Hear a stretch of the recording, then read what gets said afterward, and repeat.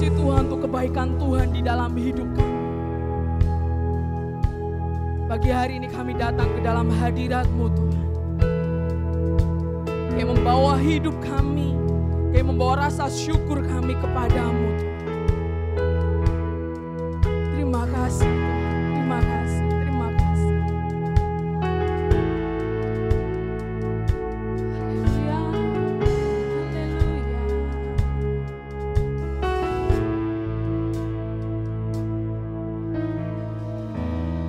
Banyak yang Kau berbuat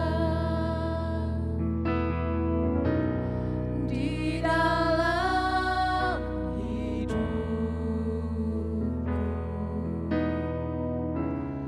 Rancangan indah terjadi di hidupku, terjadi di hidupku. Kasih Tuhan. Bapa yang mengerti segala yang ku perlu, segala yang ku perlu. Kasih-Mu sempurna, nyata dalam hidup. Bersama-sama kita mau katakan, ku bersyukur, ku bersyukur Bapa, kami bersyukur, ku bersyukur Tuhan, kasih-Mu, buat kasih setia-Mu di dalam hidupku, ku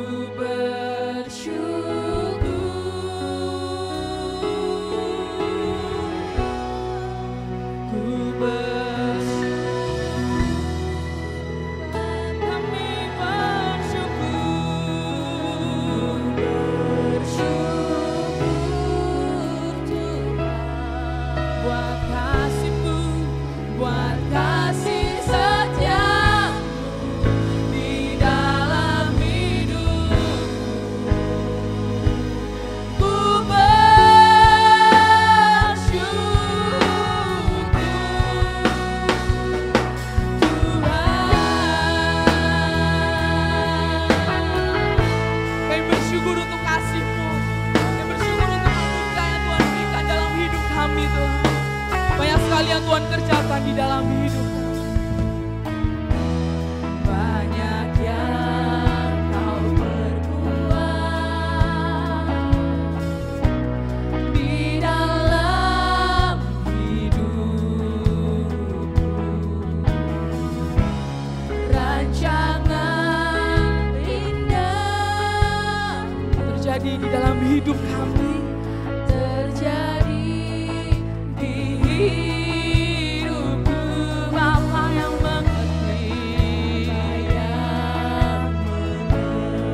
segala yang kami perlukan, segala yang ku perlu. Kasih-Mu sempurna, nyata dalam hidup kami. Sama-sama kita mau katakan, kami bersyukur Tuhan, ku bersyukur Bapa, kami bersyukur, Tuhan, buat kasih setia-Mu di dalam. Terima kasih Tuhan, ku bersyukur, kami bersyukur, ku bersyukur.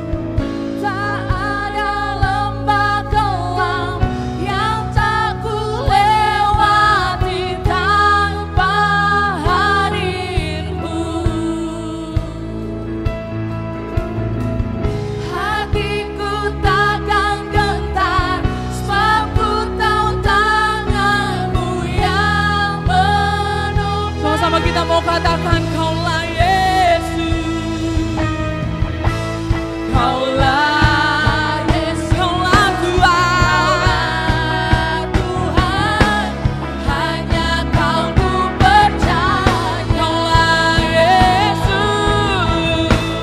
Kaulah Yesus, Kaulah Tuhan, harapan hidupku. Sama kita mau serukan ku bersyukur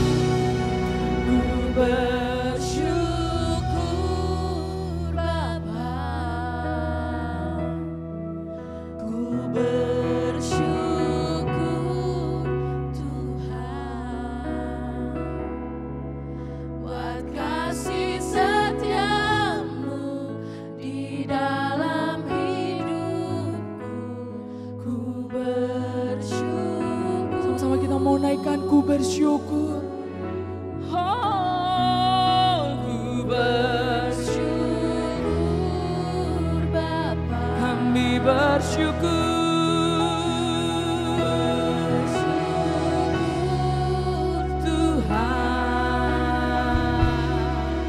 Buat kasih setiamu di dalam hidupku, ku bersyukur, kami bersyukur. Terima kasih Tuhan, terima kasih. Ku bersyukur buat kasih-Mu, buat kasih setiamu di dalam hidupku. Sekali lagi kita mau katakan, ku bersyukur, kami bersyukur.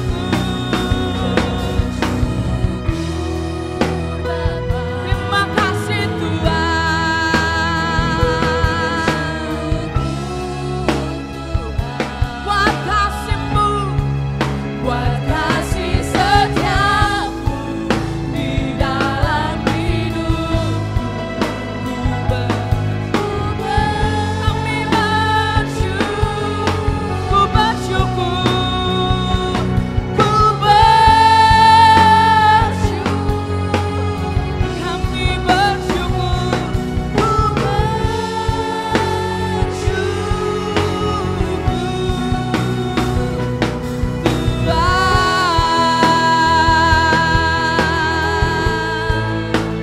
kami bersyukur buat hadir Tuhan. Hanya Kau yang layak. Haleluya, haleluya. Terima kasih Tuhan. Haleluya.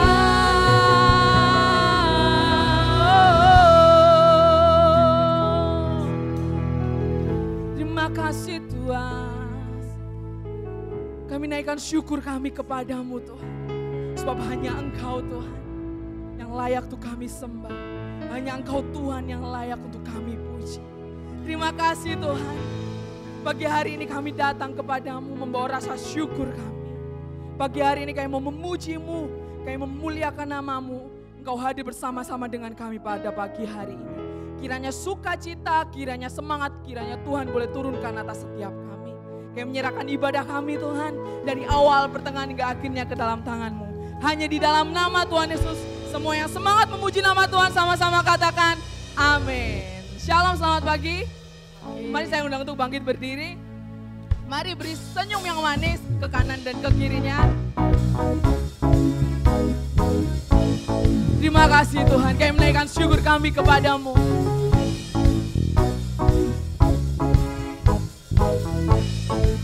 Sama-sama kita mau katakan lagu ini ya. Kasih yang begitu besar, lebih kuat dari dosa. Kasih yang menemukanku, selamatkan dan pulihkan. Sama-sama kita mau katakan, ku naikkan syukurku.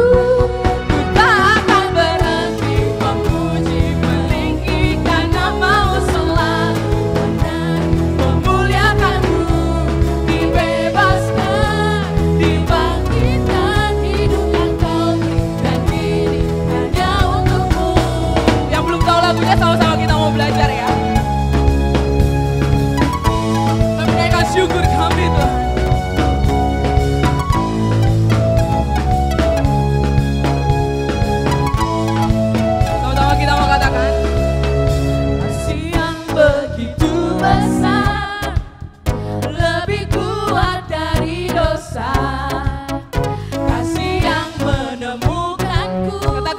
selamatkan dan pulihkanku. Dengan semangat kita mau katakan, ku naikkan syukurku, ku tak akan berhenti memuji, meninggikan namamu selalu, memuliakanmu, dibebaskan, dibangkitkan, hidup yang kau berikan hanya untukmu. Meninggikan namamu selalu, menari, memuliakanmu, dibebaskan, dibangkitkan, hidup yang kau berikan kini hanya untukmu. Sama-sama kita mau tepuk tangan.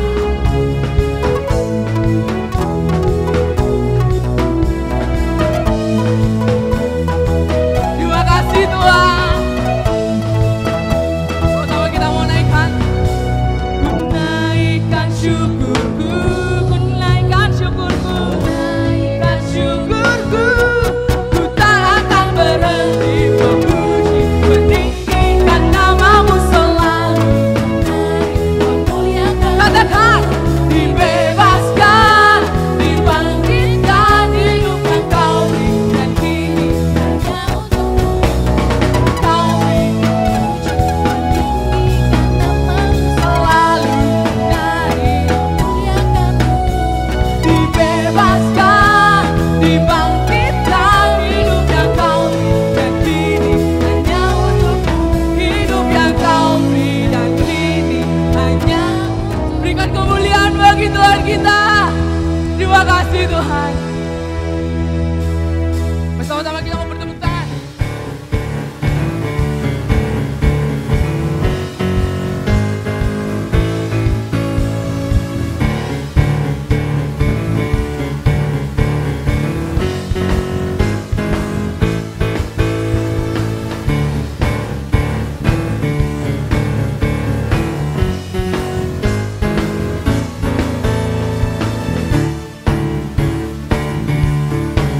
Terima kasih Tuhan.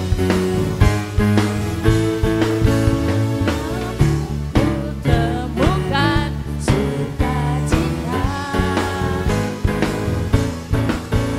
dunia takkan sanggup ku berikan, segala bebanku pun digantikan, selama ku ada di dalam. Sama-sama kita mau katakan, Kaulah sukacita, pengharapan dan kehidupan. Kau beri kekuatan, haleluya, sukacita selamanya.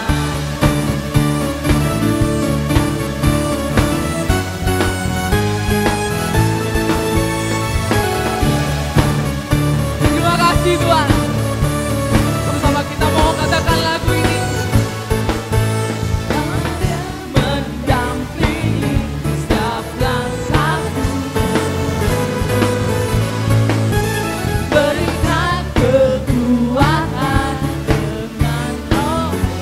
Katakan, janjimu yang telah menuliskan, ku punya rancangan yang. Sama-sama kita mau katakan, Kaulah sukacita, pengharapan dan kehidupan. Kau beri kekuatan, haleluya, haleluya. Kaulah sukacita, pengharapan dan kehidupan. Kau beri kekuatan, haleluya, bersukacita selamanya.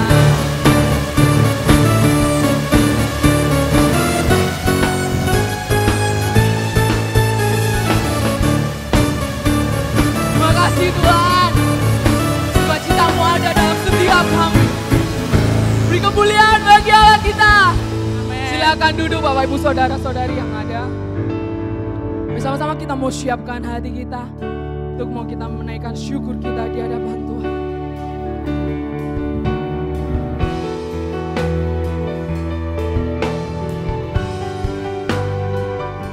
Terima kasih Tuhan.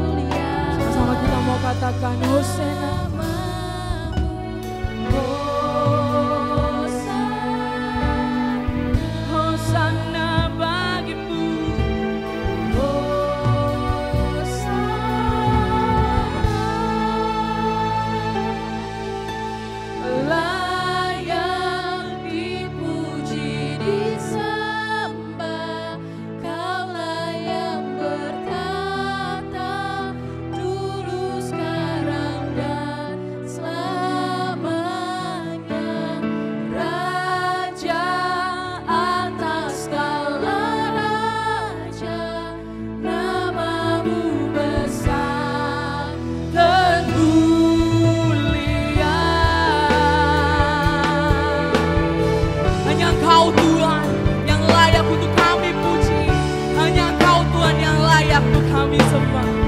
Terima kasih. Terima kasih. Alam semesta melukiskan kebesaran Tuhan. Bumi dan surga, bumi dan surga menyanyikan kemuliaan. Terima kasih Tuhan. Hosana bagimu. Hosana bagimu Tuhan.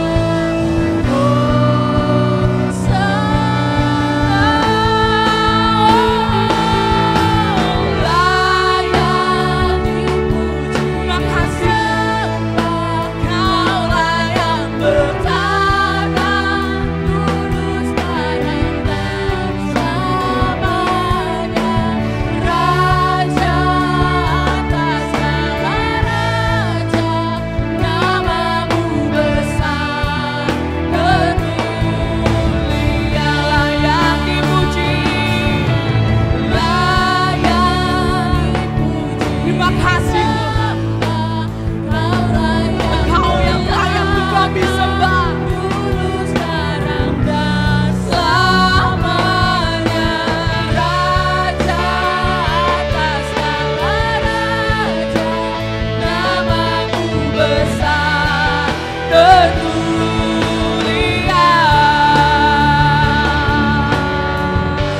Haleluya, haleluya. Hanya Kau yang layak untuk kami sembah, hanya Kau yang layak untuk kami tinggikan. Terima kasih Tuhan. Haleluya, haleluya.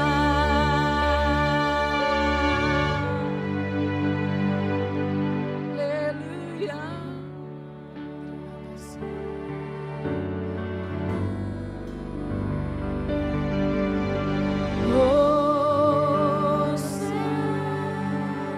Hosana bagimu.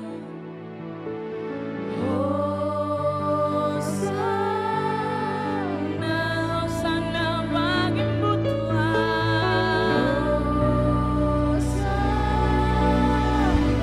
Hosana, Hosana,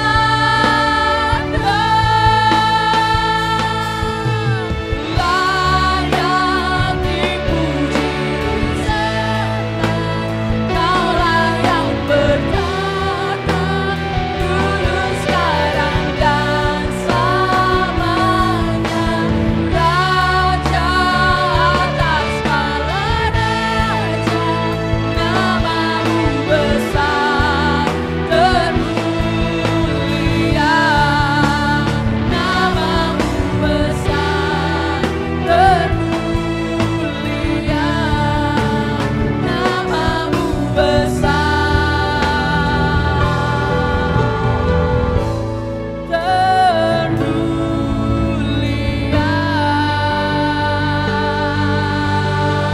Terima kasih Tuhan.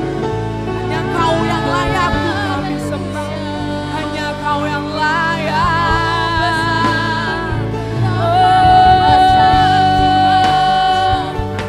Haleluya. Terima kasih Tuhan.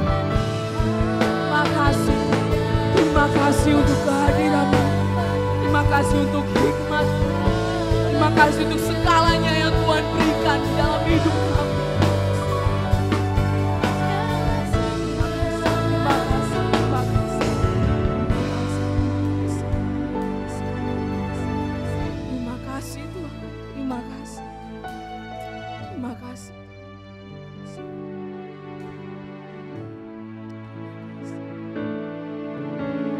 Layak dipuji, disembah, Kaulah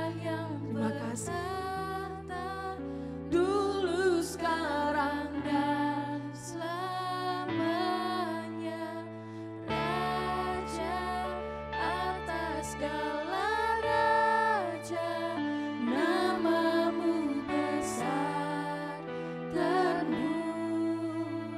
Layak dipuji disembah, layak dipuji disembah. Kaulah yang bertata dulu, sekarang dan selamanya. Raja atas segala raja, namamu besar termulia. Namamu besar termulia. Namamu besar. Namamu besar.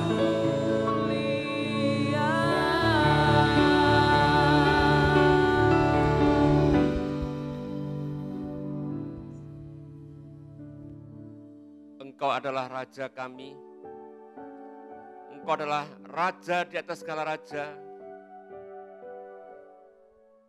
yang bertahta di atas puji-pujian kami. Engkau yang maha besar, termulia di dalam kehidupan setiap kami. Karena tidak ada Allah yang seperti Engkau, Tuhan Yesus, yang mau rela mati untuk setiap kami, Tuhan. Hanya Engkau yang mau membebaskan kami dari segala belenggu dosa kami. Dan Kau hidup dalam kehidupan setiap kami, Tuhan. Dan itu nyata dalam kehidupan kami. Untuk itu tetap kami, Tuhan, tetap berharap kepadamu. Untuk itu Tuhan, kami tetap memuji, memuliakan nama-Mu. Tak henti-hentinya karena Engkau Allah kami, Raja di atas segala raja. Kami bersyukur dan terima kasih untuk hari ini, Tuhan, yang Kau berikan dalam hidup kami. Sehingga kami boleh beribadah bersama-sama. Sebentar kami merindukan sabda-Mu, Tuhan. Mari Kau berbicara setiap melalui hamba-Mu, Tuhan. Dan buat Tuhan setiap kami, konsentrasi kami hanya kepada firman-Mu. Tidak kepada yang lain, Tuhan. Buat Tuhan setiap kami terpikat kepada firman-Mu. Karena firman-Mu lah yang membuat kami merdeka, membuat kami menang dalam kehidupan kami, dalam melawan pelbagai masalah, pelbagai badai dalam kehidupan kami. Untuk itu Tuhan, kami siap untuk ditaburi dengan benih kebenaran firman-Mu dan urapi hamba-Mu dengan pengurapan dari Yang Maha Tinggi. Berdoa juga Tuhan untuk jemaat-Mu yang ada di rumah mereka masing-masing. Kau buat mereka Tuhan, sekalipun mereka tidak beribadah di dalam gedung gereja, namun ketika mereka mendengarkan firman-Mu, biarlah mereka sungguh-sungguh mendengarkan firman-Mu. Sehingga hidup kami semakin hari semakin kokoh dalam pengharapan akan Engkau. Sekalipun melihat situasi yang tidak menguntungkan, sekalipun melihat situasi pandemi COVID yang belum kunjung selesai, namun pengharapan kami kepada-Mu Tuhan tidak pernah berhenti. Terima kasih Tuhan. Kami menyambut firman-Mu hanya di dalam nama Tuhan kami, Yesus Kristus. Haleluya. Amin. Selamat pagi Bapak Ibu Saudara. Bapak Saudara, di era pandemi ini kita sudah ibadah 2 kali dengan pembicara tamu. Yang pertama di 21 Juni ketika kita merayakan ulang tahun kita yang ke-23, ulang tahun GKPB yang ke-23, 20 Juni yang lalu. Dan hari ini ibadah dengan pembicara tamu Bapak Pendeta Ki Bagus Heruyono yang telah hadir bersama Ibu dan dengan ajudannya. Saudara, beri kemuliaan untuk nama Tuhan. Silakan Pak Heru. Salam. Mohon izin saya melepas masker saya. Ambekannya nggak normal, saudara-saudara. Masih kenal saya? Puji Tuhan. Kalau ada yang baru di tempat ini, saya bukan orang baru di tempat ini. Ya. Nama saya tadi sudah disebutkan. Bersyukur Bapak Ibu, kita masih bisa berbakti. Ada tempat-tempat lain yang belum bisa. Ya. Dan saya di Blitar sudah 3 bulanan lah ya ibadah. Ya. 3 kali, 6, jam 9 dan jam 5 sore. Tapi ya harus cukup 100 orang. Karena jaraknya 1 meter 1 meter. Ya, diumumkan jemaat yang terlambat, please silakan pulang. Ya, siapa duluan dia dapat kursi. Gitu. Jadi cuma cukup 100 orang, ya bisa berjalan dengan baik. Dan saudara-saudara, jangan terlalu berharap bahwa persoalan-persoalan begini ini akan selesai. Ya, kalau kita membuka ensiklopedi bagaimana munculnya persoalan-persoalan di dunia, saudara-saudara, dan setiap zaman selalu ada dan intensitasnya akan terus sering. Ya, awal mula sakit gudik, gudik, ya, itu juga memakan banyak orang, influenza, terus sekarang COVID seperti ini. Ya.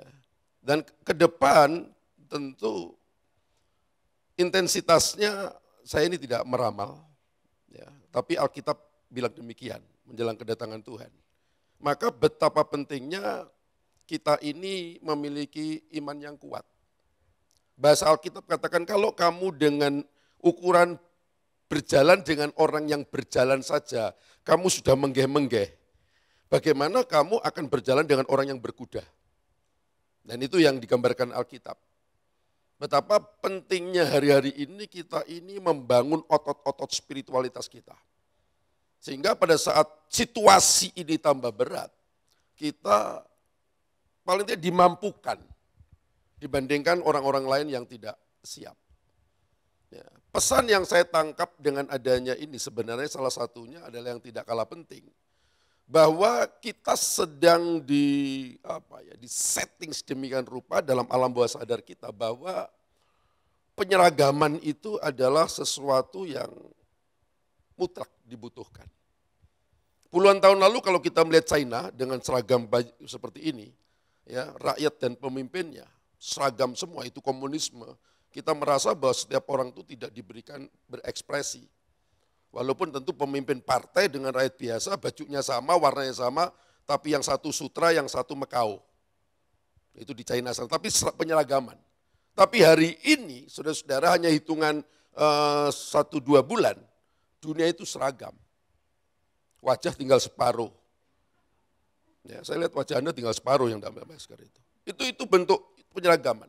Karena dalam Wahyu pasal 13 adanya seorang pemimpin tunggal di dunia ini, tentu ideologinya harus satu. Saya pernah katakan di gereja lama, itu tafsir Wahyu 13, ditafsirkan tahun 60, tahun 50, itu sangat sulit. Bahwa di dunia ini ada 2 kutub, kutub sosialis dan kapitalis. Ya, dan hari ini dengan adanya Glasnost, ya, itu sosialis muncul dan kapitalis. Dan itu bahasa Alkitab. Ya, dan penyeragaman yang semacam ini, itu akan terus berkelanjutan. Jadi ini yang tanda-tanda zaman yang harus kita pahami, pemahaman semacam itu mendorong kita untuk bagaimana menjadi Kristen ini tidak hanya sekedar kegiatan budaya agama, karena kita berada di negara Pancasila yang berketuhanan yang Maha Esa. Tapi ada satu tuntutan bagaimana kita membangun spiritualitas kita. Kita buka Matius 12 ayat 9 sampai 15a.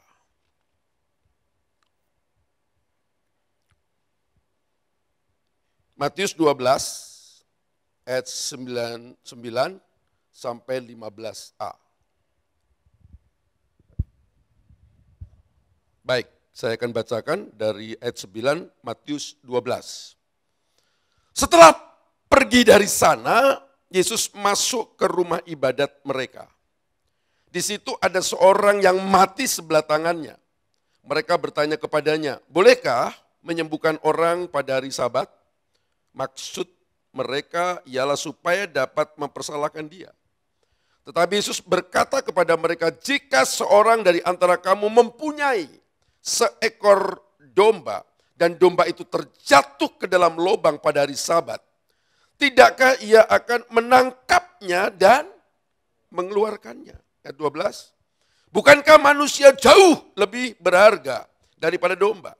Karena itu boleh berbuat baik pada hari Sabat. Lalu kata Yesus kepada orang itu, ulurkanlah tanganmu. Dan ia mengulurkan tangannya, maka pulihlah tangannya itu dan menjadi sehat seperti tangannya yang lain.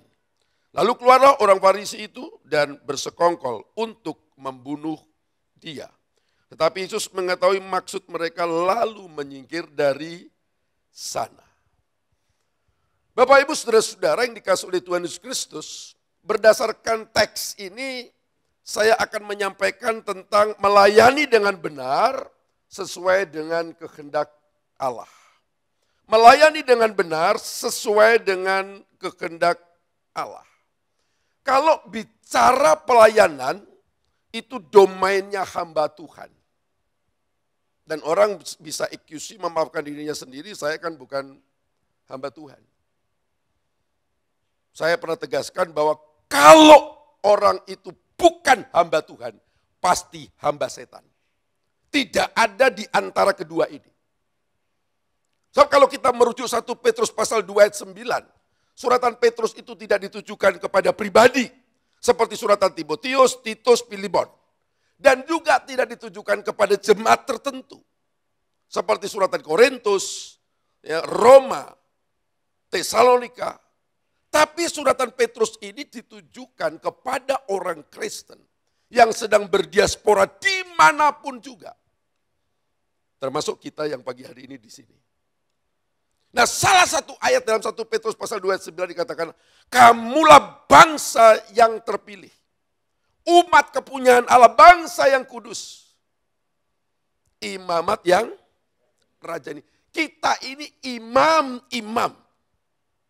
Imam-imam yang memiliki Raja Imam Yesus Kristus. Kalau kita imam, berarti kita ini adalah hamba Tuhan. Kalau seorang menjadi Kristen dan tidak melayani Tuhan, maka dia setengah benar. Mentor saya dalam program doktoral, Bapak Dr. Kris Marantika berkata, setengah benar itu alias salah. Saya ulang, bahwa kalau orang Kristen yang sudah menerima penebusan dari Kristus, dia tidak melayani Allah, maka dia adalah setengah benar. Dan kalau setengah benar, dia tidak benar. Dan jangan sentimental, begitu yakinnya dia masuk surga. Ini kalau yang orang Calvinis akan berkata, ini pendeta mesti Armenian ini. Ya. Saya tidak mau terjebak dalam polemik yang seperti itu, karena baik Arminian Calvinis ini punya konteks tersendiri. Ya, di Timur Tengah dari mana kekristenan berasal tidak ada dualisme soal Arminian dan Calvinis. Sebab Paulus itu satu sisi berkata dalam Efesus pasal 2 ayat 8-9, kita diselamatkan bukan hasil perbuatan baik kita, supaya kita tidak menyombongkan diri, itu ayat 8 dan 9, tapi ayat 10 dikatakan kita dipersiapkan untuk perbuatan yang baik, tetap ada perbuatan baik di sana. Filipi dikatakan kerjakanlah keselamatanmu dengan takut dan gentar. Kalau kita melihat dua suratan ini, Paulus satu sisi Calvinis, satu sisi Arminian. Dua-dua ini kalau kita masukkan dalam kerangka kitab Yakobus, saudara-saudara, Yakobus berkata bahwa iman tanpa perbuatan adalah bukan iman. Itu hanya konsep saja.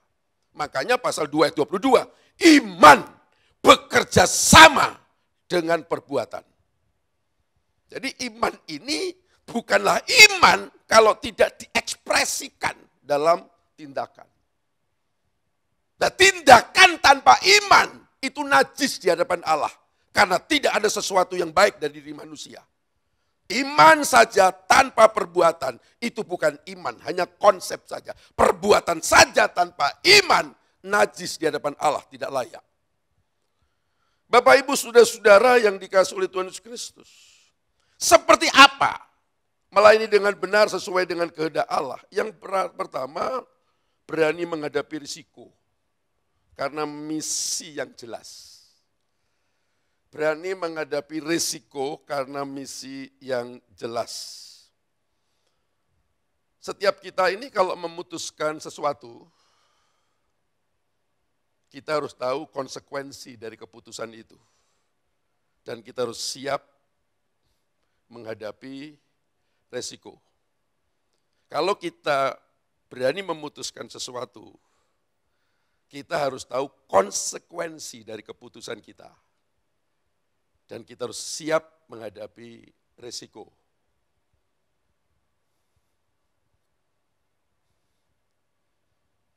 Saudara masih makan hari ini?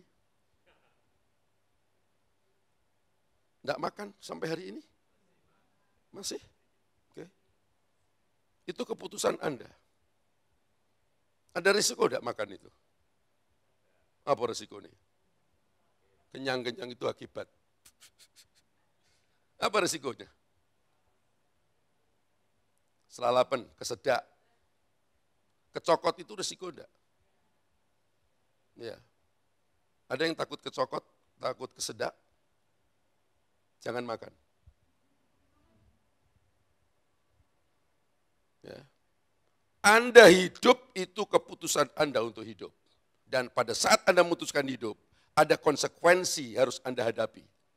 Kalau Anda tidak mau menghadapi konsekuensi hidup, mati saja. Saudara-saudara. Dan ini logis ini, Bapak Ibu Saudara. Berkali-kali di gereja ini saya katakan, persoalan itu datang bukan karena suami, bukan karena istri, bukan karena siapapun. Persoalan itu datang karena kita hidup. Nah jadi kita tidak perlu mempersoalkan masalahnya. Tapi bagaimana menghadapinya. Teks kita, ayat 9. Setelah pergi dari sana, Yesus masuk ke rumah ibadat mereka. Setelah pergi dari sana itu dari mana? Halo? Ya kalau perikop yang kita baca di sini, bicara setelah pergi dari sana, ini tidak bisa dilepaskan dari perikop di atasnya. Perikop di atasnya ada dialog. Bahkan kalau boleh saya sebut perdebatan. Pada saat Yesus berjalan dengan para muridnya melewati ladang gandum. Pada hari Sabat, murid-muridnya memetik beberapa gandum lalu dimakan. Dan diprotes oleh ahli Taurat dan orang Farisi. Hari Sabat kok memetik gandum. Ini terjadi perdebatan. Saudara-saudara. Perdebatan baru saja lewat. Sampailah pada ayat 9. Setelah pergi dari sana yang terjadi perdebatan, perbedaan konsep tadi, Yesus masuk ke rumah siapa? Hah? Ibadat mereka itu ibadatnya siapa? Ya orang Farisi dan ahli Taurat. Saudara bisa mengerti sampai di sini? Ya.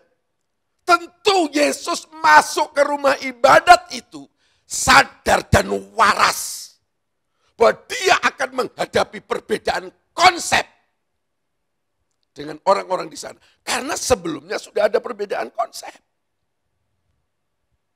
Dan perbedaan konsep ini memunculkan ketegangan, Bapak Ibu Saudara sekalian. Ya. Jadi kalaupun ada ketegangan di sana, Yesus sadar itu. Tetapi ayat tadi mengatakan masuk ke rumah ibadat mereka. Dan Yesus sedang mengarah. Ada seorang yang membutuhkan kesembuhan karena tangannya mati sebelah. Ya. Kalau kita tarik ke masa kini, masuk ke rumah ibadat mereka. Kalau rumah ibadat itu, mereka itu bisa enggak diganti dengan GKPB gitu. Masuk ke rumah ibadat GKPB, masuk rumah ibadat GKJW, masuk rumah ibadat GPIB, masuk rumah ibadat Katolik. Denominasi yang saya sebutkan ini, sudah tahu perbedaannya. Bukan perbedaan nama saja loh ya ini. Perbedaan liturgi, perbedaan doktrin, berbagai macam perbedaan. pada saat Anda masuk ke satu denominasi, Anda tahu enggak setuju atau tidak setuju di situ. Bisa nangkap ini?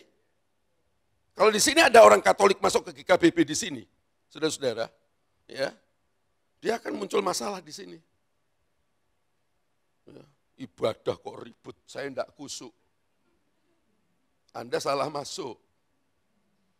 Tapi kalau Anda masuk ke gereja GKBB, Anda tahu. Ya, Anda merasa tidak kusuk. Begitu juga kalau Anda masuk ke gereja Katolik, Anda bilang di situ, enggak cocok aku. Anyep jejep kayak kuburan. Ekspresi itu silakan, setiap orang punya ekspresi. Ya. Artinya yang harus saya katakan di sini, plakat apapun di sana sedang menunjukkan warna, style. Dan siapa yang ada di dalamnya kita tahu seperti apa. Jadi ini pada saat kita memutuskan sesuatu, kita telah menginventarisir potensi konfliknya. Tapi di sini Yesus sedang mengajarkan kepada kita. Dia tidak mencoba menghindari konfliknya. Karena apa? Ada misi. Seorang perempuan yang membutuhkan penyembuhan dari tangannya. Itu fokusnya.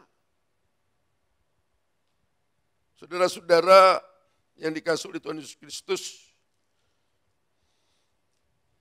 kadang-kala orang beribadah itu tidak jelas. Dia masuk di mana, untuk apa. Lalu bagaimana dia harus beribadah. Karena apa?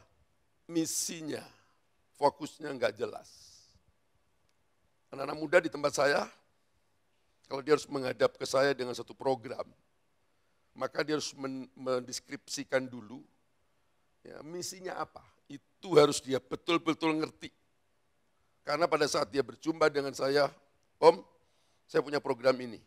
Kalimat pertama yang saya munculkan adalah, misimu apa?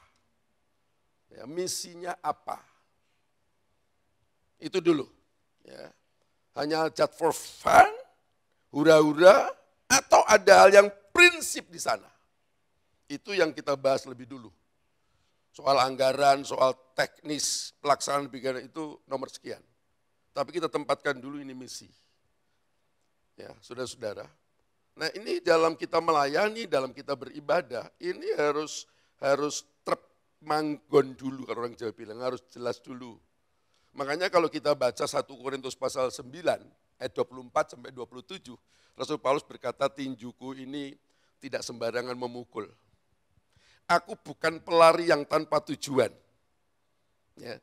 Aku menguasai, mendisiplin, memaksa tubuhku.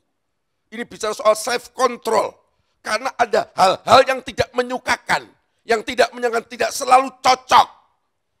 Tapi karena dia jelas tujuannya, dia tidak pusing dengan yang ini. Maka dia perlu menguasai diri. Sebab kalau tidak menguasai diri, dia akan terganggu dengan lingkungan, sehingga dia batal untuk sampai kepada apa? Tujuan itu. Dan itu adalah kegagalan orang Israel masuk ke negeri Kanaan.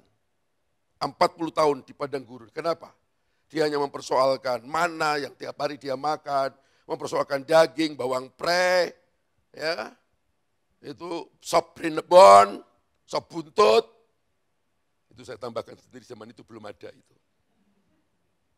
Ya, saudara-saudara. Persoalan-persoalan yang remeh. Saudara-saudara. Nah, Bapak Ibu saudara-saudara, ada satu peristiwa yang ini saya suka ini. Jawa Pos pernah memuat, itu saya lupa, apakah itu ulang tahun militer atau ulang tahun Angkatan Darat, saya lupa.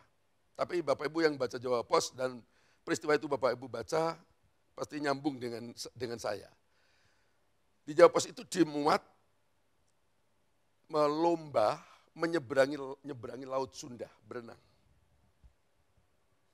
Ya.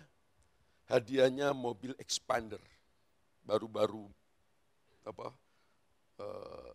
launching pemasaran, jadi cukup tinggi itu. Ya.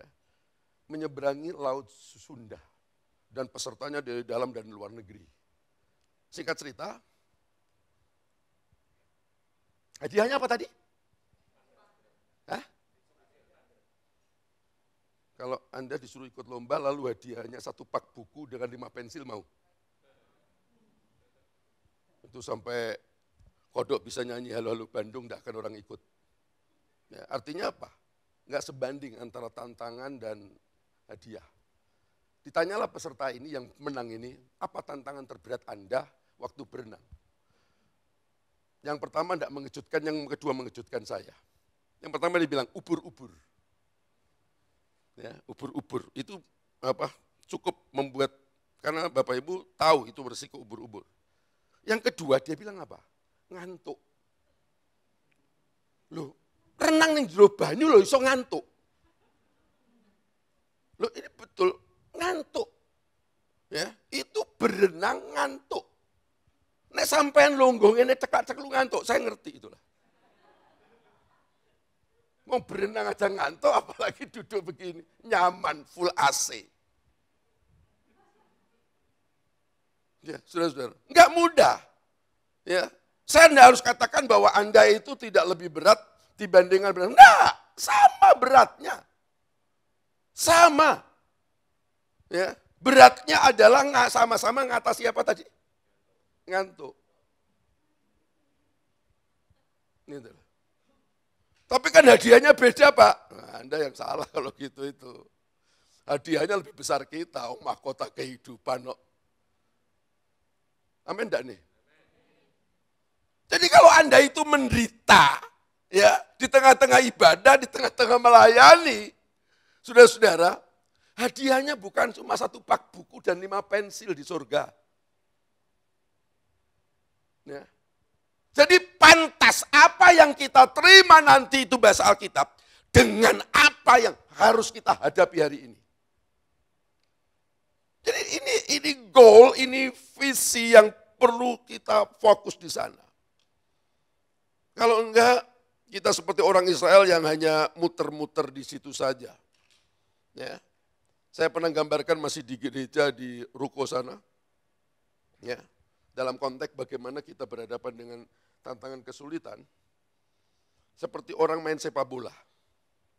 Pada saat seorang striker membawa bola, ya, mengarah ke sana. Pertanyaannya, berapa orang yang harus dihadapi?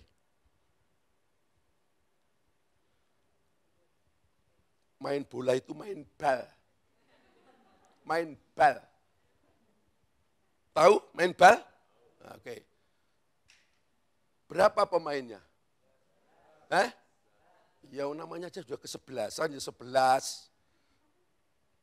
Kalau seorang striker membawa bola, berapa orang yang dihadapi? 11. Hanya soal nanti 3 berapa, ya paling akhir kan si gol. Di depannya back. Kan gitu. Ini banyak ini. Sadar enggak bahwa waktu dia membawa bola ini ada tantangan? Ada. Kemungkinan kena siku, kemungkinan dia akan kena cakar. Itu tinggal teknik main bagaimana wasit di mana ini bisa bermain ini. Sudah belum lagi ditendang betisnya ini. Sadar. Apa yang membuat seorang membawa bola terus? Halo? Dia berharap ada sampai di ujung sana ada nyanyian di stadion itu ole ole ole. Itu harapannya. Saudara-saudara, dia fokus di sana, maka dia tidak mempedulikan itu. Bayang kalau dia bawa bola lalu dia bilang, lu goci, lu 4 gua 1, masa mau kroyok saya? Lalu dia bilang, lu mau main bola apa diskusi? Oke, saudara-saudara. Jadi tidak mempersoalkan itu apa, ini misi apa. Nah kita tidak bisa kehilangan yang demikian ini. Selalu saya gembala loh saudara-saudara. Ya, saya kalau mimpin fellowship para pelayan hanya khusus pelayan, banyaknya seperti ini. Ya, dan itu bisa berargumen, berbeda pendapat dan sebagainya. Tapi masing-masing sadar ini untuk apa, gitu loh. Misinya itu apa? Ya, jadi perdebatan ini terjadi untuk apa? Nah kalau misinya cukup jelas, kita tidak ada yang merasa dikalahkan atau dimenangkan. Semuanya ini untuk apa? Misi. Ya, saudara-saudara, kalau kita mengerti dalam konteks ini sebagai pelayan Tuhan, apapun tanggung jawab kita, Bapak Ibu Saudara-saudara, kita akan tetap mampu di dalam permainan kita. Ya, sampai pada akhirnya. Yang kedua, bertindak berdasarkan pemahaman nilai, value yang benar. Bertindak berdasarkan nilai yang benar. Bapak, Ibu, Saudara-saudara, kita ini perlu meraih sesuatu seberapapun kos atau biaya yang harus dikeluarkan. Kalau sesuatu itu memang pantas untuk diraih. Tentu ini bicara value atau nilai. Maka orang dunia itu pernah kita dengar dan kita juga terbiasalah dengar itu. Gunung kan ku daki, lautan. Itu kira-kira untuk mendapatkan sesuatu yang berharga atau yang ecek-ecek aja? Ya, sepakat, sesuatu yang berharga. Tidak mungkin lah kita bilang gunung kan ku daki, lautan kan ku seberangi, hanya untuk mendapatkan sebutir undi-undi atau cucur. Ngapain? Ya, nggak perlu yang begitu-begitulah. Saudara-saudara, tapi itu bentuk sesuatu yang kita tidak capek. Dan bicara gunung, bicara lautan, itu bicara kesulitan dan tantangan. Ya, kesulitan dan tantangan. Ini yang sudah menikah ini, yang belum dengan jawab. Waktu mau menikah itu, ingin bahagia atau ingin menderita? Bahagia. Walaupun faktanya menderita ya. Loh, itu cengli aja, itu realistis. Ya, makanya kalau orang manten itu salah satu ucapan yang klasik, selamat mengarungi bahtera, itu istilah timur yang sudah diperhalus. Itu kalau mau divulgarkan, selamat menghadapi masalah. Loh, ini benar. Kalau bicara bahtera itu tempatnya di mana? Kalau laut itu ada apa? Ya ini air lah, misalnya ini soto di sana. Laut itu mesti ada air. Maksud saya itu bicara air laut, ada ombak, ada gelombang, betul enggak? Ada badai, ada batu karang, betul enggak? Loh, itu masalah itu. Jadi kalau diucapkan selamat mengarungi bahtera rumah tangga, itu selamat menghadapi masalah. Nanti kalau temanmu jadi manten, lebih baik terus terang aja. Enggak usah pakai yang begitu-begitu. Selamat menghadapi masalah. Dia akan jegrik sedikit. Ya, kamu enggak jelas toh, nanti tak jelaskan. Ya, itu keputusan menikah itu. Ya. Tapi tujuannya apa kembali? Dan menikah tentu ada value nilai yang hendak dicapai. Walaupun cost, biaya yang harus dikeluarkan. Ya.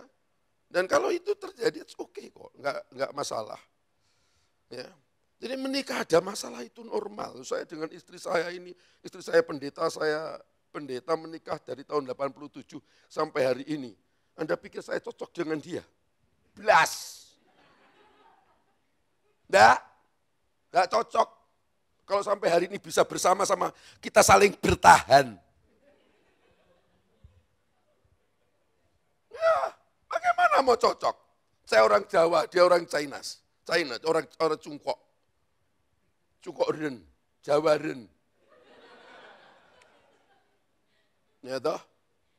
Kan ada Cungkok Ren, Jawa Ren, Batak Ren, Ambon Ren, Elho Ren. Pokoknya kayak ren gitu. Ya. Apa masalah? Iya. Apakah karena ketidakcocokan ini tiap hari kami bertengkar terus? Enggak. Bertengkar itu kesal. Capek. Saudara-saudara. Nah, tapi karena ada nilai, ada value. Ya, persoalan dari yang kecil sampai berat Ada, bukan nggak ada. Ya. Ayo kita lihat teksnya, ayat 12. Ayat 12. Bukankah manusia jauh lebih berharga daripada domba? Nah, kata lebih berharga itu menggunakan kata di afero. Yang artinya di situ, kalau saya terjemahkan bebas itu tidak menurunkan nilai sesuatu karena sesuatu sebab tidak memahami sesuatu. Tidak menurunkan sesuatu karena sesuatu sebab tidak memahami nilai sesuatu. Jadi sesuatu yang bernilai itu tempatkan dalam nilainya. Dalam proporsi yang benar, jangan diturunkan. Nah kalau memang nilai itu memang pantas dihargai mahal, hargai. Bahasa Alkitab sama. Ada orang yang membangun bangunan spiritualitasnya itu dalam kualitas rumput kering, kayu kering. Up to you, itu keputusan kita mau bangun dalam kualitas itu. Ada juga yang membangun dalam apa? Dalam logam mulia, emas atau perak. Silakan. Tapi keputusan kita membangun tadi, semua akan diuji dengan api. Ada konsekuensi. Ya, ada konsekuensi. Saya ini kadang-kala saya seorang pendeta, gembala, pengajar, tapi juga seorang konselor. Kadang-kala banyak orang Kristen itu kalau sudah putus asa, sudah mentok itu, ya kalimatnya itu saya enak dewi. Ya. Katanya Tuhan itu mencobai aku tidak melebihi kekuatanku. Faktanya aku tidak kuat loh ini. Seolah-olah kan ngomong Tuhan itu bohong. Ya dah? Katanya firman Tuhan mengatakan Tuhan itu mengizinkan pencobaan tidak melebihi kekuatanku. Aku seorang kuat. Wes tidak kuat. Secara tidak langsung dia tidak mengatakan firman tidak benar, Allah itu bohong. Alkitab tidak pernah bohong dan Tuhan itu adalah Allah. Di dalam kebenarannya tidak ada kecurangan dalam dirinya.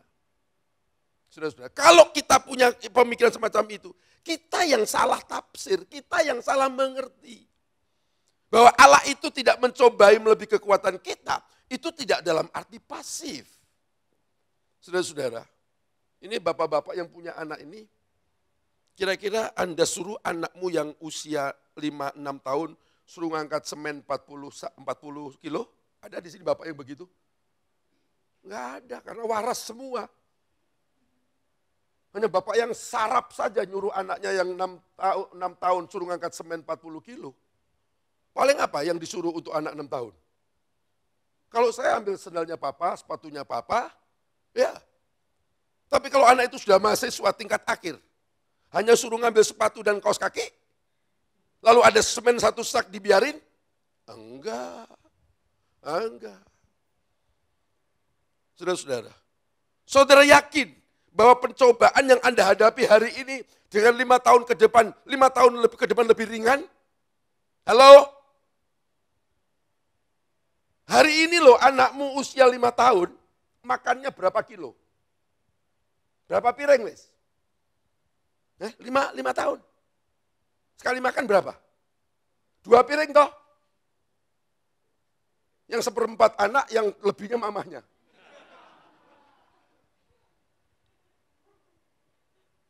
Apa? Bajunya anak yang 5 tahun apa?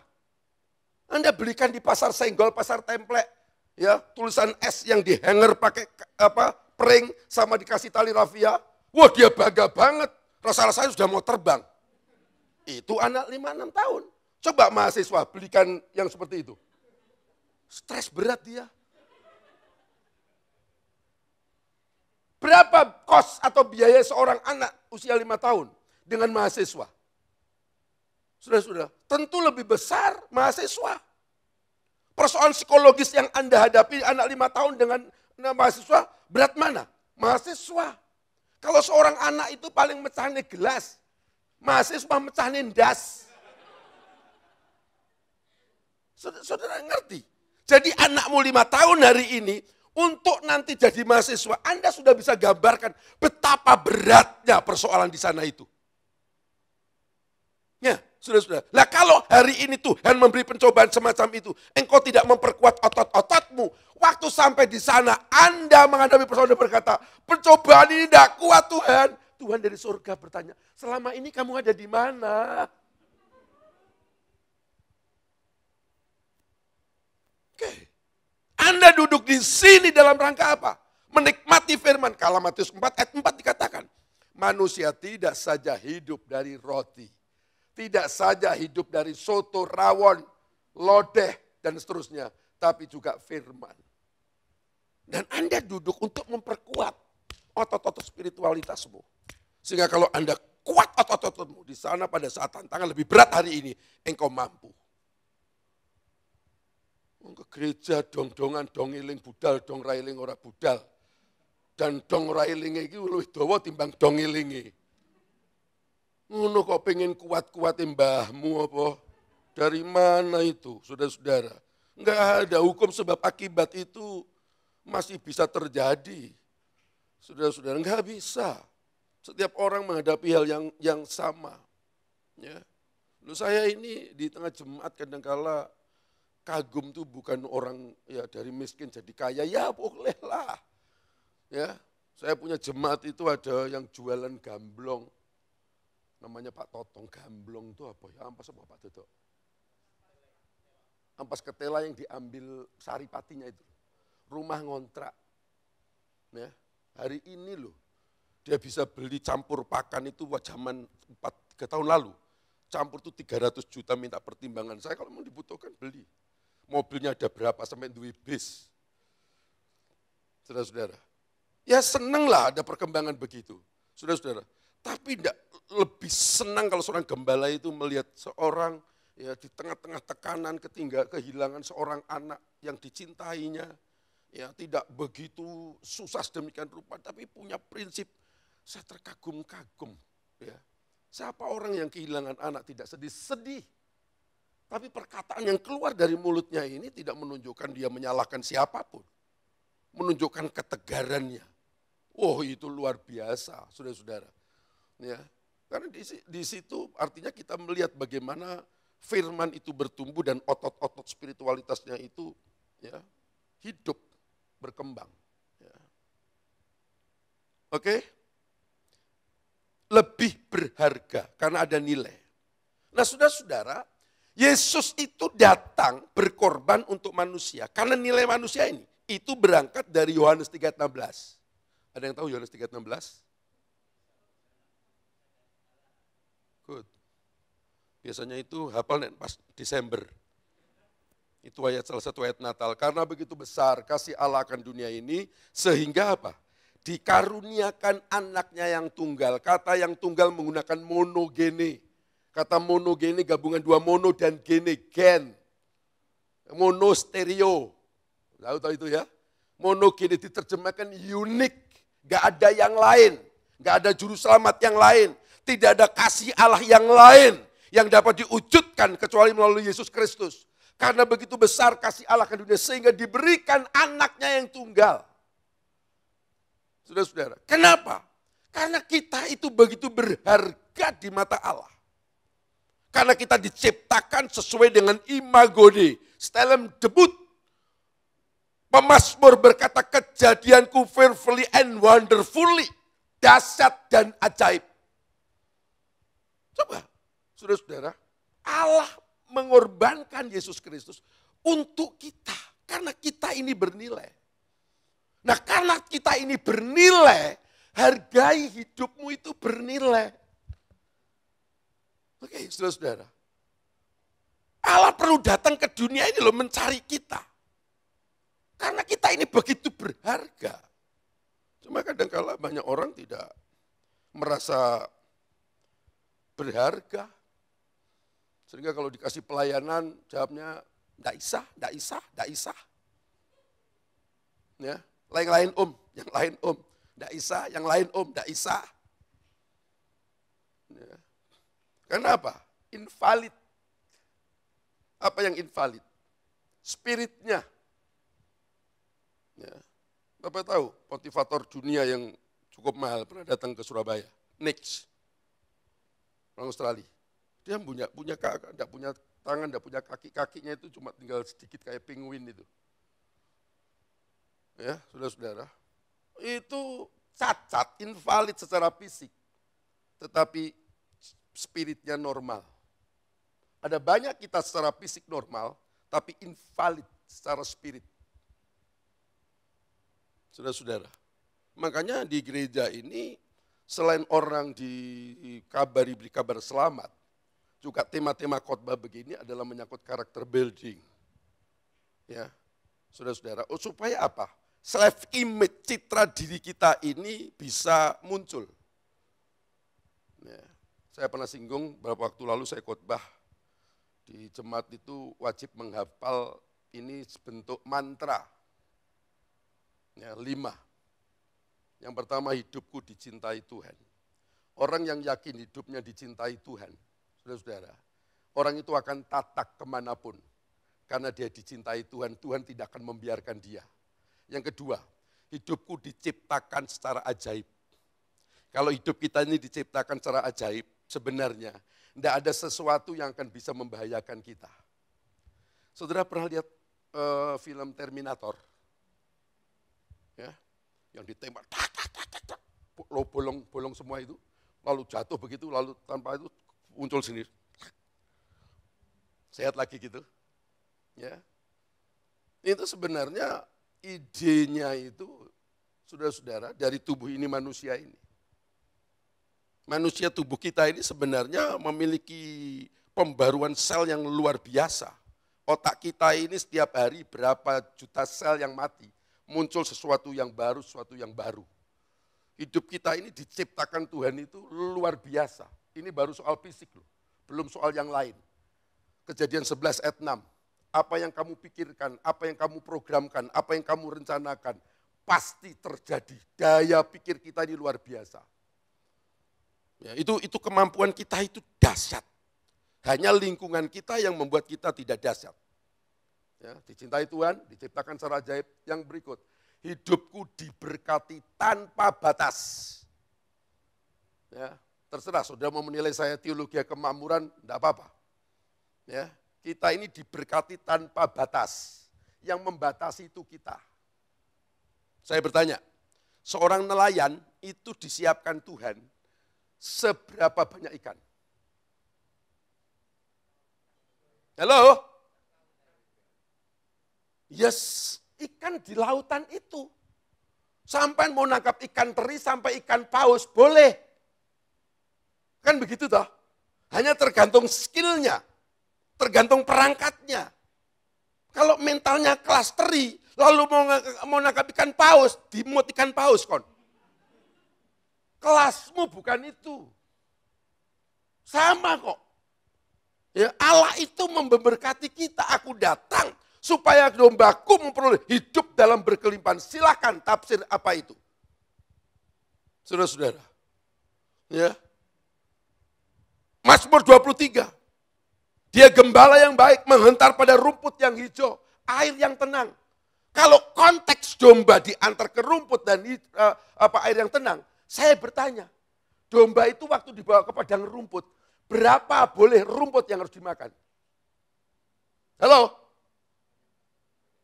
Ya saombone padang iku rek. Gitu. Nah tergantung seberapa kuat perutmu. Seberapa kuat kamu mengambilnya. Jadi Allah itu menyediakan limpah. Yesus berkata, aku memberikan apa? Kebahagiaan dan berkat supaya sukacitamu penuh. Loh, saudara-saudara. Ini penyediaan Allah untuk kita. Diberkati tanpa batas. Yang berikut. Hidupku diprogramkan untuk berkemenangan. Alkitab lebih daripada pemenang. Oke. Yang terakhir, hidupku memiliki pengaruh yang positif. Kita mempengaruhi dan bukan dipengaruhi. Loh ini self image, citra diri sesuai dengan Alkitab. Bapak Ibu Saudara. Makanya kalau kita bisa menghargai diri kita, ya, Alkitab bilang, jadilah seperti imanmu, jadilah seperti kepercayaanmu. Hargai itu. Ya. Jadi jangan kita ini dikorbankan untuk sesuatu yang kepentingan. Maka tadi perdebatannya apa? Soal sabat. Oke? Sabat itu sistem. Boleh enggak menyembuhkan orang sakit? Ini manusia.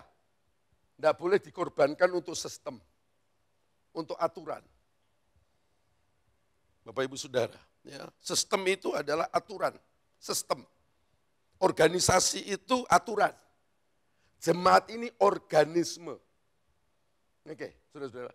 Organisasi untuk organisme. Bukan organisme untuk organisasi. Kalau orang untuk sistem, itu komunis. Manusia hanya alat dari sistem. Tapi Alkitab mengajarkan manusia adalah subjek pribadi yang dicintai Tuhan. Yang diberi kekuasaan untuk mengeksplorasi semua. Ini prinsip kebenaran yang harus Bapak Ibu tangkap dengan baik. Ya. Hal-hal yang kecil contohnya begini, hal yang kecil begini. Baju untuk tubuh atau tubuh untuk baju? Yakin? Baju untuk tubuh? Nah, tapi kebanyakan orang kalau pakai baju yang enggak pas, rasanya enggak nyaman, rasa-rasanya enggak punya tubuh. Ya, wah enggak cocok baju ini, enggak pantas. Regane murah, rasa-rasanya ya mau ke pesta, mau ke apa, rasanya kalau itu rasanya tinggal bajunya tok wonge gak ono. Oke, baju untuk tubuh. Kalau saudara beli baju di toko, lalu baju itu kekecilan, apa solusinya?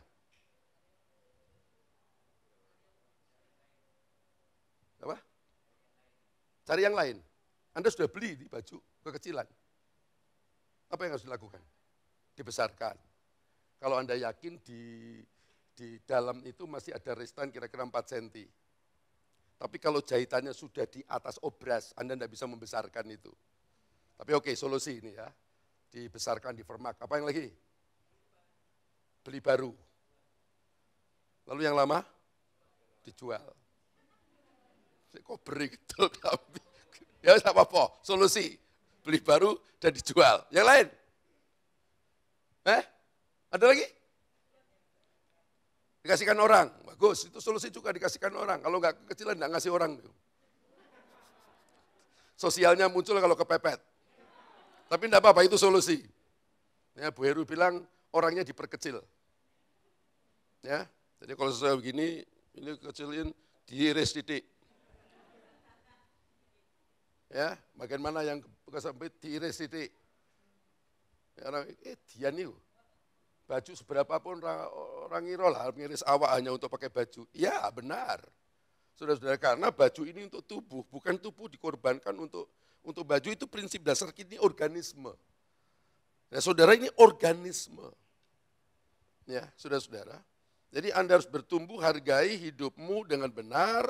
Saudara-saudara, sistem itu hanya satu alat yang Anda pakai, yang Anda gunakan untuk sampai kepada tujuan. Ya, saudara-saudara, saya ini tidak terlalu minded kepada organisasi, sebab saya begitu yakin bahwa di surga itu nanti tidak ada kapling-kapling.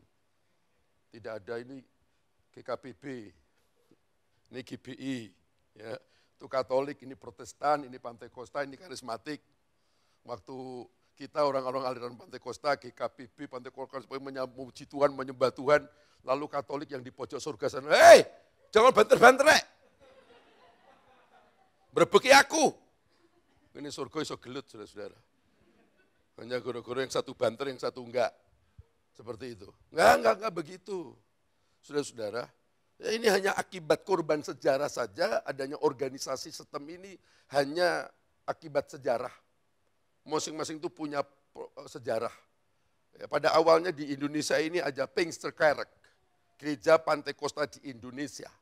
Bagaimana itu muncul di Bali dan dari Bali tidak berkembang, lalu pindah ke daerah Jepara, ya, daerah minyak sana, termasuk Pak Lumendong dan seterusnya.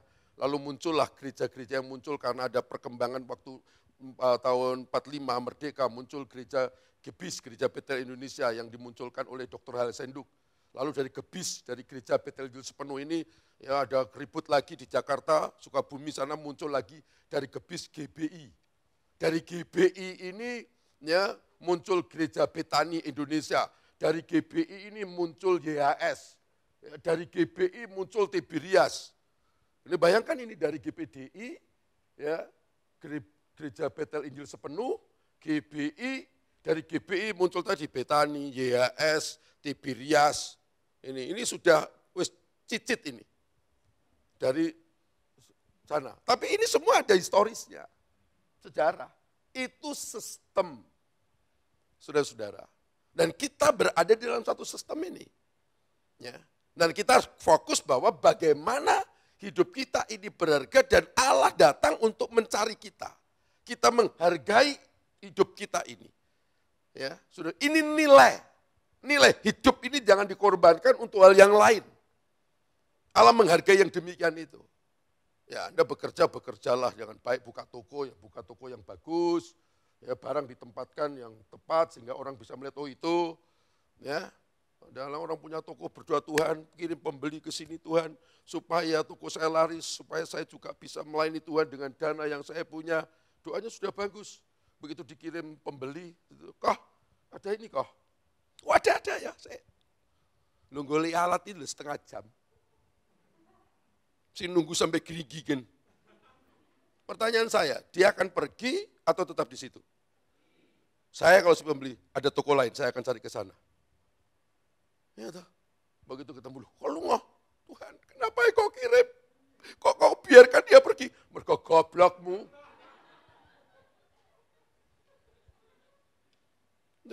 Sederhana toh. Ya, ini kelola dengan baik. Anda sebagai pegawai negeri, lakukan tanggung jawab dengan benar. Apapun profesi Anda, lakukan dengan benar. Karena kita berkata, bekerja dengan benar. Yang tidak bekerja, jangan makan. Bekerja itu wajib dan bekerja bukan akibat dosa. Adam dan Hawa di Taman Eden harus bekerja sebelum jatuh dalam dosa. Pada saat sudah jatuh dalam dosa, baru ditambahkan kesukaran. Bahwa bumi akan memunculkan onak dan kamu bekerja dengan keringat. Tapi bekerja prinsip. Tapi nek bekerja itu untuk kebutuhan sandang pangan tubuh kita ini. Yang roh ini juga berharga, perlu dihargai, diberi makan firman. Ya, sudah. Jadi jangan punya fisik aja. Anda yang kamu cari di dunia ini, mati nggak dibawa. Dan itu mungkin bisa jadi rebutan anak cucu kita. Loh di Blitar itu mati, mayatnya itu loh masih di rumah persemayanan, itu tempat mayat untuk diberangkatkan. Keluarga sudah dinotaris. Berebut aset. Nek wong Jawa bilang, oh alah, lemahnya loh si teles. Ini kan lemah si teles, mayat itu dikubur. Nah, saudara-saudara, loh itu tidak mendatangkan berkat. Dan mati pun tidak dibawa kok. Ya toh saudara-saudara, saya di jemaat itu saya bilang kepada jemaat-jemaat, kalau ini mati itu kayak papamu barang itu coba sesal-sesal ini kono. Baju barang toto kadang-kadang kalau yang tidak kenal Tuhan aku tidak masalah yang tidak kenal Tuhan. Silakan itu. Tapi yang Kristen budaya itu masih digunakan dalam peti. Pakaian papa itu ditumpuk nek kabeh. Ya lobok nek kabeh. Itu gak ada manfaatnya. Karena itu kalau busuk, kain itu kena cairan tubuh rusak. Mending pakaian yang disesal itu, kasihkan ke orang-orang itu masih membutuhkan itu. Oh, saya papa, papa. Gombale papamu, mbok lebokne jam Rolex, cincin, dan mbok lebokne kono. Mbok cekel lah. Papamu wis mati, mbok akali. Jenenge iku. Lah nek papa ya jangan gombale tok, ya jam Rolex, cincine, depositone lebokno kabeh ben iku sangu. Napa kok gombale tok mlebone iku? Ya toh. Ndak bawa kok, pada akhirnya mati kok. Ya, saya di jemaat juga saya bilang, nek peti mati jangan masukkan itu. Dan juga jangan kasih Alkitab. Kalau mati bawane Alkitab kok ngene. Mati bawane Alkitab, urip ora maca Alkitab, mati bawa Alkitab. Dari mana sampean itu? Urip mendelok ngene lho, maca Alkitab ndak pernah, mati bawane Alkitab. Gendeng iku. Dan Alkitab itu ditaruh di dada begini, mayat ini meletus cair. Yo ini rusak kertas ini. Dan banyak orang yang tidak pegang Alkitab di pedalaman-pedalaman sana. Saya udah ngomong ke jemaat, bawa kayak Alkitab, kuburan dewi tak tinggal mulai. Ya. Loh, biar untuk foto-foto, biar kelihatan kayak pendeta, ya nggak apa-apa sih. Nah, cuma sekedar foto, tapi ambil lagi. Ya, kadang kala orang itu udah masuk akal gitu loh. Ya, hidup, nggak pernah ke gereja, mati, suruh layani gereja. Jadi orang pernah ning gereja, mati, ben kubur-kubur dewi gitu. Apa nek dikubur gereja, diupacarakan itu mesti mlebu surga. Ora. Kuwi hanya ngeyem-ngeyemi sing ditinggal gitu loh, diupacarakan Kristen mlebu surga. Padahal urung tentu iku. Ora pernah ke gereja kok, dari mana? Hidupnya yang cari duit, lalu mati kok dikebaktiankan. Ya itu kan hanya sosialnya aja. Ya tapi itu kebaikan gereja lah, saya gelem ngubur nih. Ya saudara-saudara, baik kebaikan. Di Blitar itu ada orang Muslim, nggak jelas begitu, ya, tidak mau kuburkan, ya saya kuburkan. Saya ngelayat ke rumah duka, pendetanya tidak menguburkan. Loh itu Pak Heru datang, pegawai Paramita itu. Loh ada apa ini? Pak pendetanya nggak datang. Loh kenapa? Dia mati bunuh diri. Ya, pendetanya bingung mau khotbah apa karena dia bunuh diri. Oh dia saudara-saudara dia mati bunuh diri, dia masuk neraka, dilempari sepatu karo konco-koncon itu. Tapi kalau dia bilang, sekarang dia ada di surga. Ya konyol juga tahu mati bunuh diri masuk surga. Jadi dia bingung nggak teko. Saya suruh tak kubur. Ya tak kubur nih toh, saudara-saudara. Lah Pak Heru khotbah apa? Ya khotbah aja. Jangan bilang juga masuk neraka, juga jangan bilang masuk surga. Ya khotbah ono Tuhan itu juru selamat lah, ngono lah wis toh. Nyapa nyinggung-nyinggung kuwi gitu kan gitu. Ya, jadi orang itu bekerja boleh. Anda bisa bekerja dengan baik. Masuk, tidak mau telat, ya, itu begitu ke gereja, teko telat mulai dhisik. Kalau mau kerja tidak mau telat, begitu ke gereja telat, itu tidak masuk akal saudara-saudara. Dan ke gereja ini adalah hubungannya dengan apa? Kekekalan. Oke, coba 1 Korintus 3 ayat 5 dan 6. Jadi, apakah Apolos? Apakah Paulus? Pelayan-pelayan Tuhan yang olehnya kamu menjadi percaya. Masing-masing menurut jalan yang diberikan Tuhan kepadanya. Aku menanam, Apolos menyiram, tetapi Allah yang apa? Memberi pertumbuhan. Di Korintus rupanya ada tadi denominasi. Ada kelompok Apolos, kelompok Petrus, kelompok Paulus. Seperti sekarang ini kelompok-kelompok gereja-gereja semacam itu. Dan Paulus mengatakan, apa itu? Itu apa? Bukan bicara siapa aku, no. Apa itu? Ya. Mereka itu hanya alat-alat saja. Tuhanlah yang menumbuhkan. Jadi konsentrasinya pada pribadi orang yang membutuhkan pertumbuhan. Dan pertumbuhan itu dikerjakan oleh Tuhan. Terakhir, ketiga. Menghindari konflik karena melakukan tanggung jawab. Menghindari konflik karena melakukan tanggung jawab. Pernah tidak dengar pepatah begini? 1000 kawan dirasa kurang.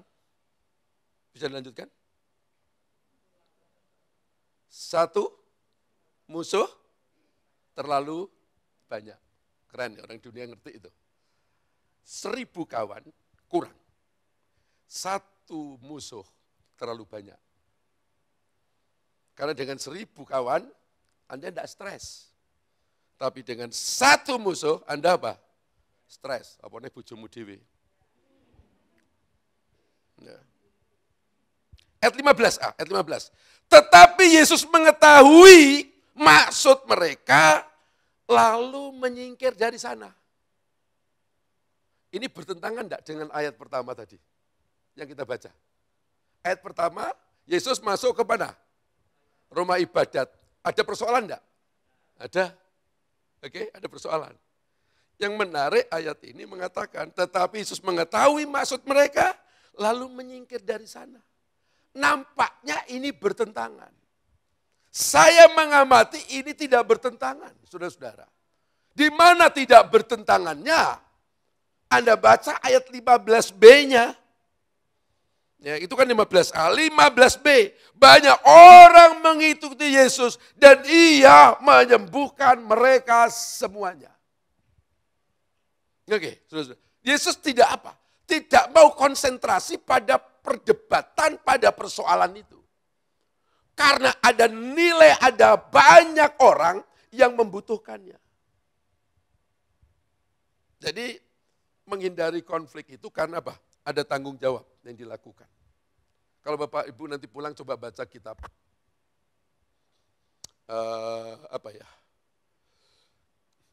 Nehemia. Kitab Nehemia ini kalau Bapak Ibu seorang leader di situ, itu prinsip-prinsip yang luar biasa. Ya, kata-kata Nehemia yang saya sedang begini. Aku tidak punya waktu untuk itu. Ya.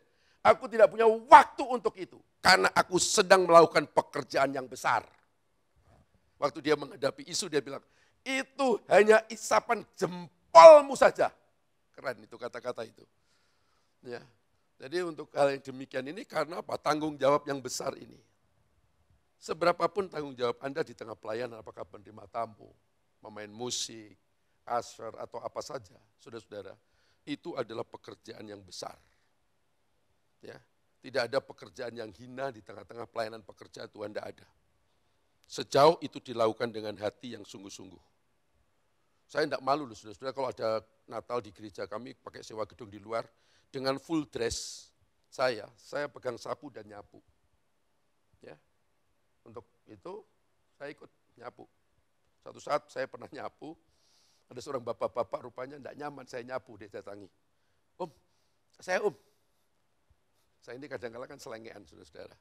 Saya bilang begini, enggak sapu ki mau nyenden ning kono ora mbok cekel. Boso tak cekel tak nggo nyapu mbok jaluk maumu apa? Ya kan kisinan tuh. Gitu loh. Kenapa harus dilakukan dulu baru ngambil? Kenapa enggak muncul inisiatif? Gitu loh. Dia merasa malu gembala nyapu kok saya loh. Kenapa harus begitu? Ya, itu nilai. Saya waktu masih pelayanan di Jakarta dengan full dress, dengan tas di samping saya, di lift, situ bisa bareng dengan pelayan-pelayan yang bawa projector head, pasti pada waktu itu, lalu bawa sound system, bawa keyboard. Saya bilang, saya bantu. Oh jangan Pak Pendeta, jangan loh. Kamu melayani Tuhan? Ya. Ini pelayanan? Ya. Saya mau ambil.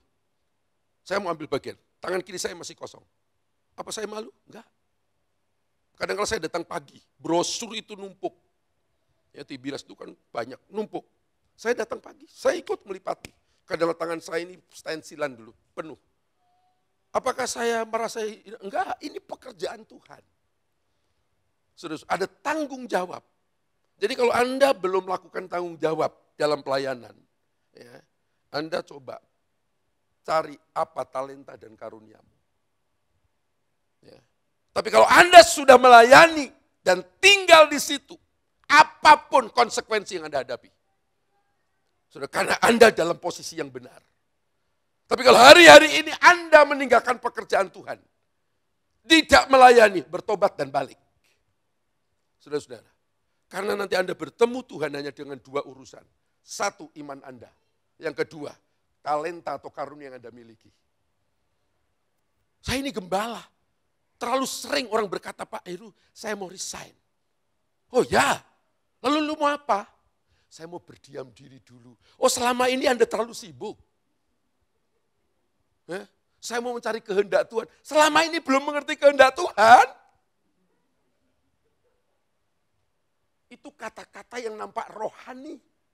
Ada lagi yang kalimat begini. Melayani kan tidak saja di gereja Pak Heru. Bisa di luar sana. Good, itu holistik. Kalau karuniamu cuma satu di sana, tapi Anda bisa WL dan meninggalkan WL beralasan pelayanan di luar, Anda nggak benar. Karena Anda mementingkan satu karunia dan meninggalkan karunia yang satu. Dan Allah akan tanya karunia ini. Nggak bisa. Saudara-saudara, pendeta ini sama, nyaman, enggak. Ya, saya juga bisa punya alasan kok. Saya nggak terpanggil di Blitar, saya terpanggil di Jakarta. Karena di Blitar terlalu banyak persoalan. Emangnya di Blitar sama Jakarta itu setannya beda?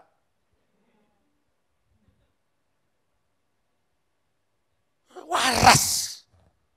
Orang selalu bicara eskatologi, Tuhan mau datang, mencari kedatangan Tuhan. Seperti apa? Yang begini-begini aja susah ngurus, susah lakukan kok. Mau bicara soal kedatangan Tuhan. Jadi marilah saudara-saudara yang dikasih oleh Tuhan, ya tanggung jawab lakukan. Hindari yang demikian-demikian itu. Ayat terakhir, Roma 16 ayat 17. Tetapi aku menasihatkan kamu saudara-saudara supaya kamu waspada terhadap mereka yang bertentangan dengan pengajaran yang telah kamu terima. Menimbulkan perpecahan dan godaan. Sebab itu hindari mereka. Menghindari karena apa? Karena tadi ada tanggung jawab yang harus kita lakukan. Ada tanggung jawab yang besar. Aku tidak punya waktu untuk itu. Dan kalau kamu ngomong apa, itu hanya isapan jempolmu saja. Protek diri.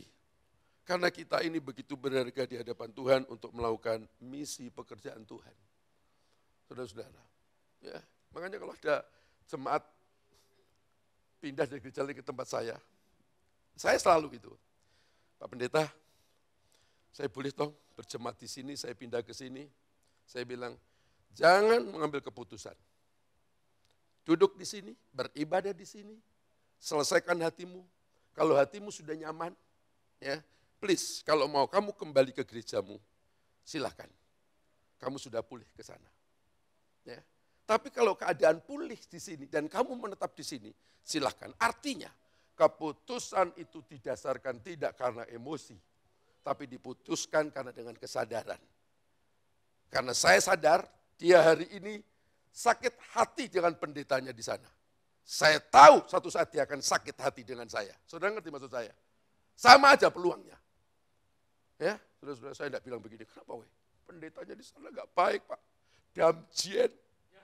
Ya, wes duwiten, motor duwiten Pak. Ya wes gue ini gini. Bener kon pindah gini. Kalau perlu koncomu jandrene kabeh. Gak rek, gak ngono rek. Ya, karena orang begini satu saat juga akan melawan saya. Saudara-saudara, maka saya bilang, perbaiki dirimu. Kalau mau balik silahkan. Kalau mau tetap di sini, di sini. Artinya apa? Supaya clear dia. Ada tanggung jawab yang dipercayakan. Ya, jadi mari bersama-sama Bapak Ibu Saudara, hindari hal-hal yang mengganggu tanggung jawab yang Anda kerjakan. Karena bosmu bukan siapa-siapa. Bosnya Pak Edi dengan saya. Sama-sama kita berhadapan dengan Tuhan.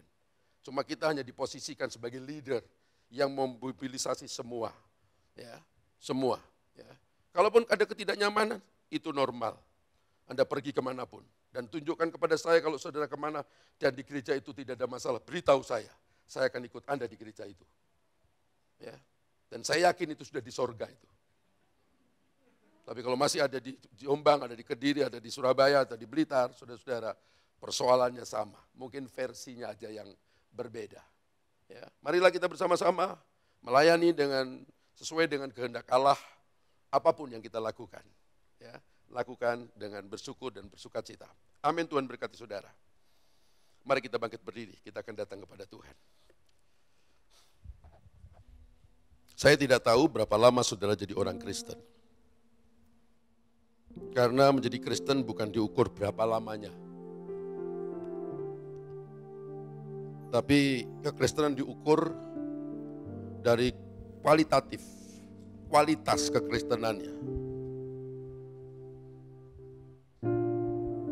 Kalau 10-20 tahun menjadi Kristen dan sikap kita masih kekanak-kanakan, maka sebenarnya kita menjadi orang Kristen yang tidak mendapatkan hasil apapun. Tapi sebaliknya ada orang Kristen yang 1-2 tahun, tetapi memiliki spiritualitas yang luar biasa.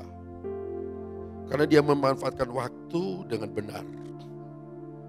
Saya tidak tahu kondisi Bapak Ibu seperti apa. Tapi mari bersama saya, karena kita adalah hamba-hamba Tuhan. Rasul Paulus berkata, dulu kita hamba dosa, sekarang kita hamba kebenaran. Dulu kamu hamba setan, sekarang hamba Allah. Kalau kita hamba Allah, maka wajib kita melayani Tuhan yang kita sembah, yang kita puji. Melayani. Dan layani ukur dengan talenta karunia yang Anda miliki. Jangan mencoba menghindar. Karena pada saat kita menghindar, kita akan berhadapan dengan Tuhan yang mempercayakan talenta itu. Dan kalau kita menghadapi kesulitan dan tantangan di tengah-tengah melayani Tuhan, sebenarnya Tuhan masih memberi kesempatan kepada kita untuk memberikan kesempatan kepada kita supaya pelayanan kita berkualitas dan berbobot. Harusnya kita bisa berterima kasih kepada orang-orang yang kita sebut troublemaker mungkin, yang mendatangkan masalah.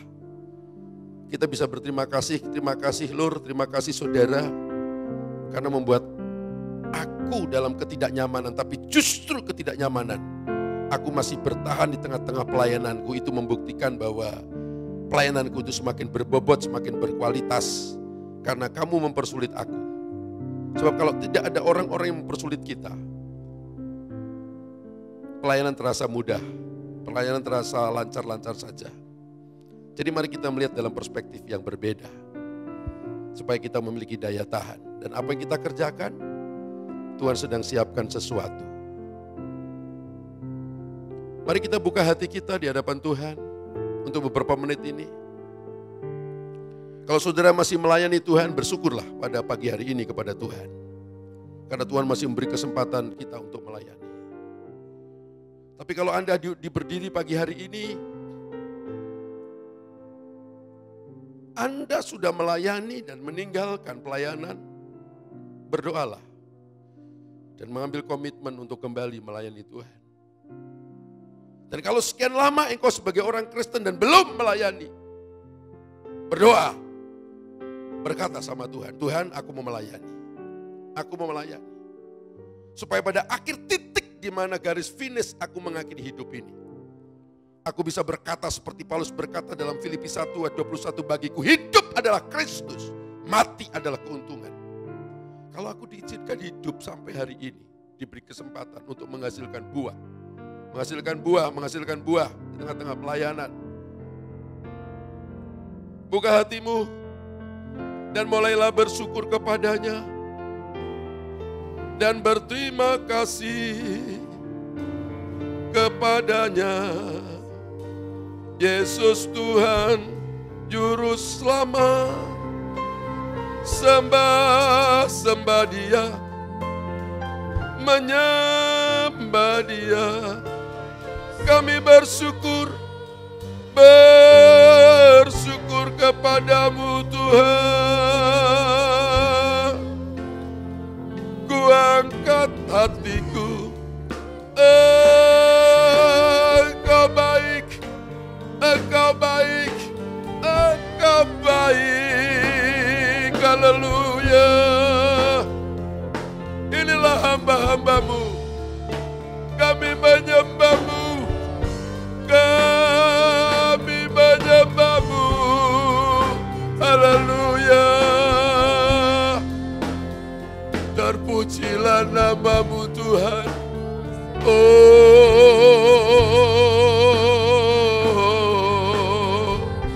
haleluya. Haleluya. Haleluya. Beri kami kekuatan. Urapi kami. Haleluya. Lawatlah kami Tuhan. Kami bersyukur buat kasih setiamu. Oh,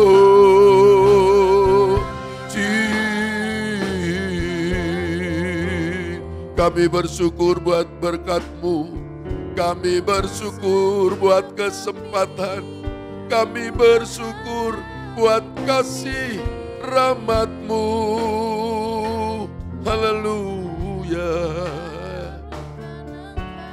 Saudara-saudara, kita percaya Dia ada di tengah-tengah kita.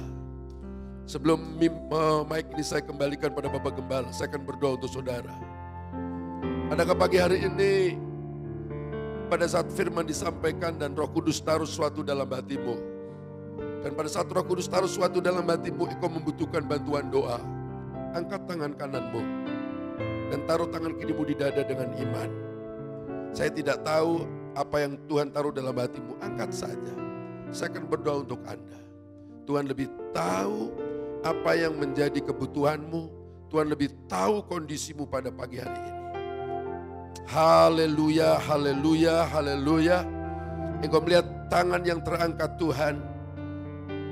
Yang mengangkat tangan karena Tuhan taruh sesuatu dalam loh hati mereka.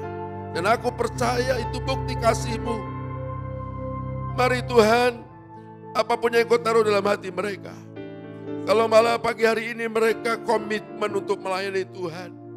Aku percaya Roh Kudus akan menolong dan memberkati mereka di dalam nama Yesus. Tuhan memberkati, Tuhan menolong.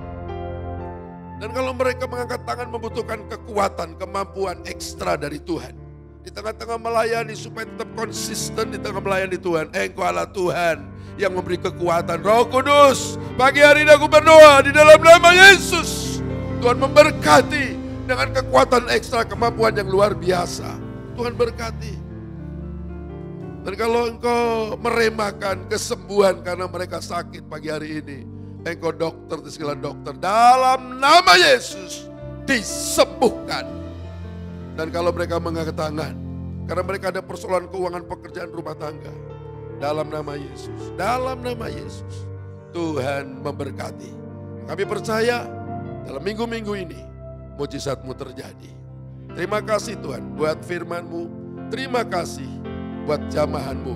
Di dalam nama Tuhan Yesus Kristus. Haleluya. Amin. Saya undang untuk bangkit berdiri, kita mau katakan lagu ini.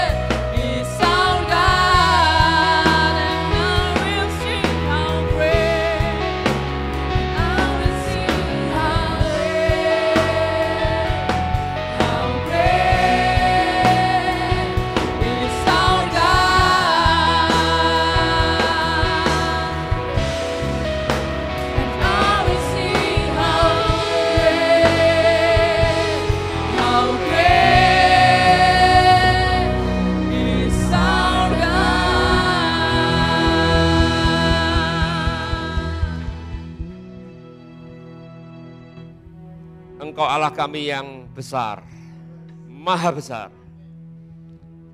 Dan Kau telah memberikan anak-Mu yang tunggal, yaitu Yesus Kristus, untuk setiap kami. Sehingga kami tidak lagi menjadi hamba dosa, tetapi menjadi hamba-hamba-Mu Tuhan. Kalau kami sebagai hamba-hamba-Mu Tuhan, mampukan kami untuk berpikir positif. Tidak mengutamakan sistem, tapi lebih mengutamakan kepada melayani Engkau. Bukan melihat hari Sabat, tetapi melihat jiwa-jiwa. Seperti yang Kau lakukan ketika Engkau keluar dari rumah ibadat dan menyembuhkan orang sakit. Demikian juga Tuhan, buat setiap kami Tuhan. Sungguh-sungguh menjadi hamba-Mu, hamba yang baik, hamba yang setia. untuk kami boleh mendapat bagian dalam kerajaan Allah nanti Tuhan.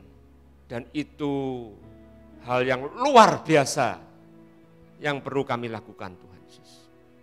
Terima kasih untuk firman Tuhan yang boleh kami dengar bersama-sama dan boleh kami aplikasikan dalam hidup kami Tuhan.